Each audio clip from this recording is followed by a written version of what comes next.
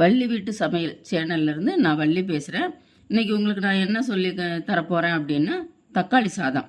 தக்காளி சாதம் எப்படின்னா, அவங்களுக்கு வந்து பிரியாணி மாதிரி செய்கிறதுக்கு உங்களுக்கு நான் கற்றுக் கொடுக்க போகிறேன். தம் பிரியாணி நீங்கள் கேள்விப்பட்டிருப்பீங்க, செஞ்சுருப்பீங்க. ஆனால் நான் இது வந்து இப்போ தக்காளி சாதத்தை அந்த மாதிரி நான் செஞ்சு உங்களுக்கு காமிக்க போகிறேன். ஒரு கடாயை எடுத்துக்கோங்க. அதில் 150 கிராம் எண்ணெய் ஊற்றிக்கோங்க. சன்ஃப்ளவரோ கடலை எண்ணெயோ எது வேணாலும் ஊற்றிக்கோங்க. அதில் பிரிஞ்சி இலை 3 போட்டுக்கோங்க. ஏலக்காய் 2 போடுங்க.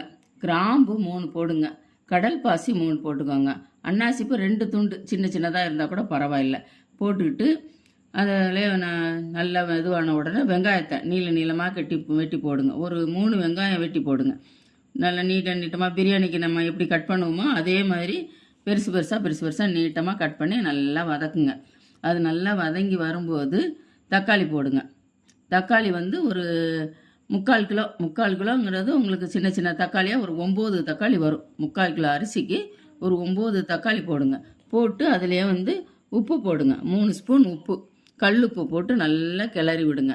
கிளறி விட்டிங்கன்னா அந்த வெங்காயம் வந்து நல்லா வெங்காயம் தக்காளி வதங்கி வரும்போது 6 பச்சை மிளகாய் கீரி போடுங்க. பொடியாக கட் பண்ணிட வேண்டாம். நல்லா நீட்டாக கீரி 6 பச்சை மிளகாய் போட்டுக்கோங்க. ஏன்னா நம்ம வேறு எதுவும் காரம்லாம் போடலை, அதனால் 6 பச்சை மிளகாய் போட்டுக்கோங்க. ஒரு பிடி கையளவு வந்து புதினா, ஒரு கைப்பிடி அளவு வந்து மல்லிச்செடி, இது 2ஐயும் போட்டு நல்லா வதக்குங்க. வதக்கிட்டு இருக்கும்போதே அந்த 2 ஸ்பூன் இஞ்சி பூண்டு விழுது அதையும் போட்டுக்கோங்க. போட்டு நல்லா வதக்குங்க. நல்லா அடி ஒட்டாத அளவுக்கு நல்லா கிண்டி விட்டுக்கோங்க. இந்த தக்காளியை வந்து வதக்கும்போது அந்த வதக்கிட்டு அரிசி ஒரு குக்கரில் அரிசி வச்சுக்கோங்க. 3 ஆளாக்கு அரிசியை கழுவி ஒரு அரை மணி நேரம் ஊற வச்சுருங்க. ஊற வச்சுட்டு நல்லா ஒரு அரை மணி நேரம் ஊறணும். இங்கே நம்ம கடாயை வைக்கிறோம் பார்த்தீங்களா, அந்த நேரத்தில் வந்து ஒரு குக்கர் எடுத்து அதில் வந்து அரிசியை ஊற வச்சுருங்க.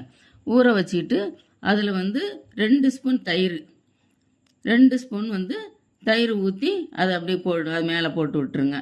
2 ஸ்பூனு நெய் அதையும் அதிலே போடுங்க. போட்டு நல்லா கிளறி விட்டுருக்கோங்க. கிளறி விட்டுட்டு ஒன்று போல் கிளறி விடுங்க. நெய்யெல்லாம் ஊற்றிட்டு நல்லா நான் வாங்கி வச்சுருக்கிறது பசுமாட்டு நெய், ரொம்ப நல்லா வாசனையாக இருக்கும். அந்த மாதிரி நெய் கிடச்சிச்சினாலும் வாங்கி வச்சுக்கிட்டு நல்லா கிளறி விட்டுட்டு இந்த வதக்கி வச்சுருக்கோம் பார்த்திங்களா தக்காளி எல்லாம், அதையெல்லாம் போட்டு அதில் போடுங்க. குக்கரில் போடுங்க. குக்கரில் போட்டு நல்லா கிளறி விடுங்க. கிளறி விட்டு ஒன்று போல் கொதிக்க விட்டிங்கன்னா நல்லா ஒன்று போல் கொதித்து வரணும். 4 பக்கமும் நல்லா கொதித்து வரணும். கொதித்து வந்ததுக்கப்புறமா நீங்கள் என்ன பண்ணுங்கள், ஒரு தட்டை போட்டு மூடி வச்சுருங்க. மூடி வச்சுட்டு ஒரு செங்கல் எடுத்து வைப்பாங்க, இல்லைன்னா கொட்டாங்கச்சி வச்சு எரிய வைப்பாங்க. நம்மளுக்கு அதெல்லாம் முடியாது. அதனால் ஒரு பானையில் தண்ணியை ஊற்றி தூக்கி மேலே தம் கட்டி விட்டுட்டிங்கன்னா ஒரு அரை மணி நேரம் கழித்து நீங்கள் அதை எடுத்து இறக்கி வச்சிங்கன்னா அதை நல்லா உங்களுக்கு பொல இருக்கும். அடியில் ஒட்டாது. நல்லா பார்க்குறதுக்கும் நல்லாயிருக்கும், சாப்பிட்றதுக்கும் நல்லா டேஸ்ட்டாக இருக்கும். நீங்கள் இது மாதிரி நீங்கள் செஞ்சு பாருங்கள். செஞ்சு பார்த்துட்டு எப்படி இருக்குன்னு சொல்லிவிட்டு கமெண்ட் பண்ணுங்கள். நம்ம சேனலை ஃபாலோ பண்ணுங்கள்.